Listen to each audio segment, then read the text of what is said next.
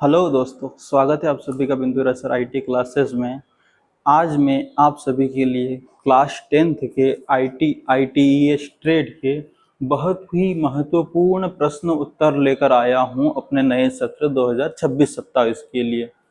आपके जो महत्वपूर्ण प्रश्न उत्तर होने वाले हैं वो अध्याय 1 स्टाइल के ऊपर या स्टाइल से आधारित होने वाले हैं। चलिए शुरुआत करते हैं हम दोस्तों। हमारे सामने पहला प्रश्न लिखा हुआ है, लिब्रे ऑफिस राइटर में स्टाइल से आप क्या समझते हैं? क्या लिखा है? लिब्रे ऑफिस राइटर में स्टाइल से आप क्या समझते हैं? तो इसका उत्तर होने वाला है दोस्तों, देखो, स्टाइल पहले से तैयार की गई फॉर्मेटिंग का एक समूह होता है। इसकी सहायता से दस्तावेज के पैराग्राफ, अक्षर, पेज, फ्रेम, सूची और टेबल का रूप एक साथ बदला जा सकता है। यदि किसी दस्तावेज में एक जैसी फॉर्मेटिंग बार बार करनी हो तो हर बार अलग अलग सेटिंग करने की आवश्यकता नहीं होती। केवल एक स्टाइल लागू करने से सभी आवश्यक फॉर्मेटिंग अपने आप लागू हो जाती है। अगर आप इस प्रश्न के उत्तर को याद रख लेते हैं तो आपका लिब्रे ऑफिस राइटर में स्टाइल से आप क्या समझते हो या स्टाइल का क्या महत्व, स्टाइल की डेफिनेशन आप अच्छे से कर सकते हो। स्टाइल द्वारा बदली जाने वाली प्रमुख चीजें, स्टाइल से हम क्या क्या बदल सकते हैं? फॉन्ट बदल सकते हैं, फॉन्ट का आकार बदल सकते हैं दोस्तों, रंग, बोल्ड, इटैलिक, अंडरलाइन कर सकते हैं उसको, अलाइनमेंट कर सकते हैं, लाइन स्पेसिंग, पैराग्राफ स्पेसिंग कर सकते हैं। नीचे लिखा है निष्कर्ष, स्टाइल दस्तावेज को सुंदर, व्यवस्थित और एक समान तथा प्रोफेशनल बनाती है और समय की बचत करती है। याद रख लीजिएगा आज का ये उत्तर। चलिए अगली स्लाइड पर चलते हैं। अगला प्रश्न होने वाला है हमारे सामने, डॉक्यूमेंट डिजाइन करने के लिए मैनुअल फॉर्मेटिंग के स्थान पर स्टाइल का उपयोग करने के क्या फायदे हैं? कि आप मैनुअल फॉर्मेटिंग के बजाय अगर हम स्टाइल का यूज करें या उपयोग करें तो उसका क्या फायदा है डॉक्यूमेंट को डिजाइन करने के लिए।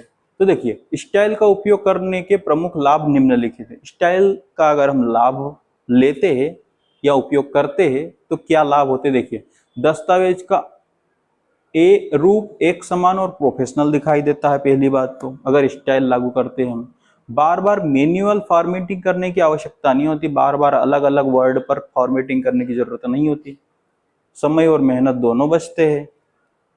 पूरे दस्तावेज की फॉर्मेटिंग एक साथ बदली जा सकती है। विषय सूची, जिसे हम टेबल ऑफ कंटेंट्स कहते हैं, स्वतः बनाई और अपडेट की जा सकती, अपने आप बनाई दी जाती है ये अगर हम स्टाइल लागू करते हैं तो। हेडिंग, पेज, सूची तथा अन्य फॉर्मेटिंग में एकरूपता बनी रहती है। बड़े दस्तावेज को संभालना आसान हो जाता है। अगर हमें बड़ा दस्तावेज है तो उसको हम स्टाइल का यूज करके, क्योंकि उसमें एकरूपता बनी रहेगी तो हमारा डॉक्यूमेंट प्रोफेशनल दिखेगा। दस्तावेज अधिक आकर्षक और पढ़ने में आसान बनता है। चलिए अगली स्लाइड पर चलते हैं, अगले प्रश्न पर चलते हैं। हमारे लिखा है, लिब्रे ऑफिस राइटर में स्टाइल की विभिन्न श्रेणियां कौन कौन सी है? देखिए, स्टाइल की श्रेणियों के बारे में बात कर लेते हैं हम कि स्टाइल को मुख्यतः 6 श्रेणियों में विभाजित किया गया। पहली है आपकी पैराग्राफ स्टाइल। पैराग्राफ स्टाइल क्या करती है? आपकी पैराग्राफ की फॉर्मेटिंग, जैसे कि अलाइनमेंट हो गया, लाइन स्पेसिंग हो गई, इंडेंट हो गया आदि को चेंज करती है। कैरेक्टर स्टाइल क्या करती है? अक्षरों की फॉर्मेटिंग करती है, जैसे फॉन्ट हो गया, बोल्ड हो गया, इटैलिक हो गया, अंडरलाइन हो गया आदि। फ्रेम स्टाइल का क्या उपयोग होता है? फ्रेम स्टाइल के द्वारा हम चित्र, टेक्स्ट बॉक्स तथा फ्रेम की फॉर्मेटिंग करते हैं। आगे लिखा, पेज स्टाइल के द्वारा हम क्या कर सकते हैं? तो पेज स्टाइल में हम पेज का आकार बदल सकते हैं, मार्जिन बदल सकते हैं।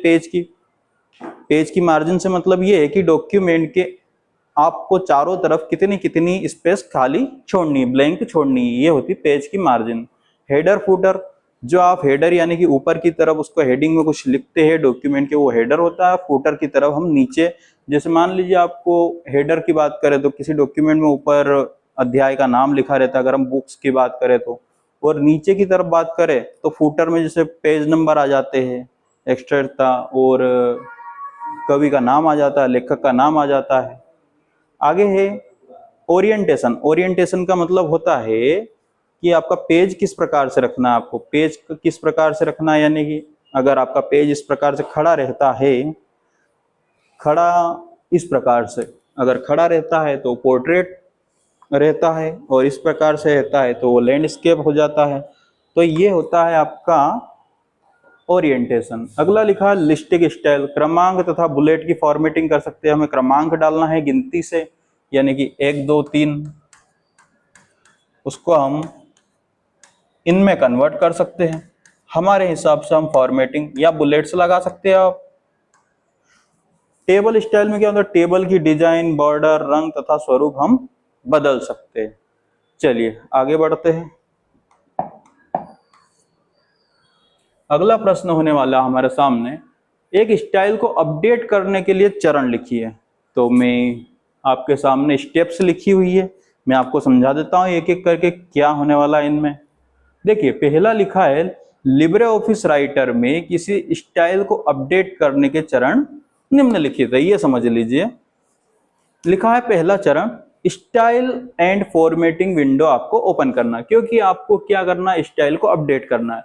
तो स्टाइल और फॉर्मेटिंग विंडो खोल लो, जिस टेक्स्ट या पैराग्राफ का स्वरूप बदलना है उसको चुन लो, सिलेक्ट कर लो। उसके बाद आवश्यक फॉर्मेटिंग करें। आपको किस प्रकार की फॉर्मेटिंग करना है, आपके मैन्युअली आप किस प्रकार से करना चाहते हो अपने अनुसार, वो हो जाएगा अपने अनुसार। मतलब फॉन्ट साइज क्या देना है आपको, बोल्ड करना है तो इटैलिक करना है, अंडरलाइन करना है तो कितनी अंडरलाइन, डबल अंडरलाइन करना, सिंगल करना है, वो आपके ऊपर है।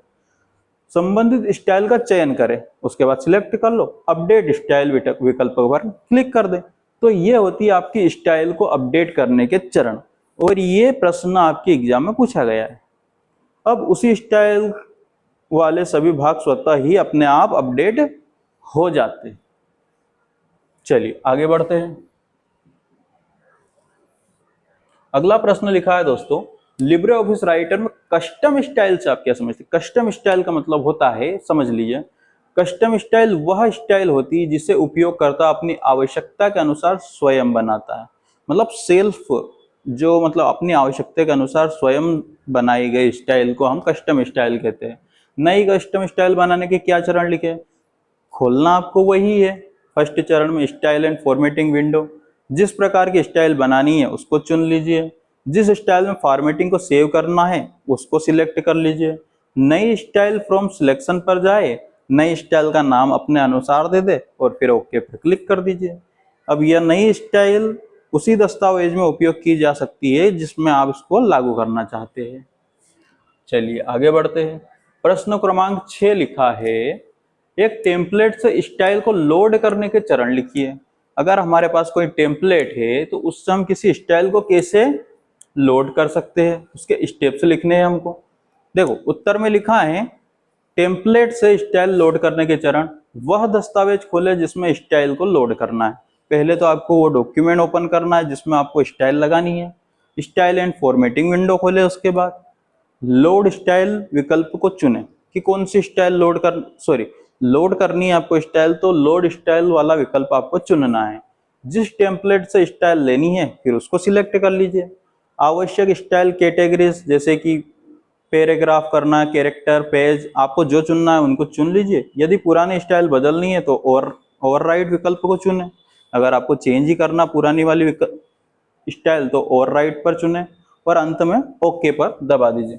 तो ये हो जाता है आपको टेम्पलेट से स्टाइल को लागू करने के या लोड करने के चरण।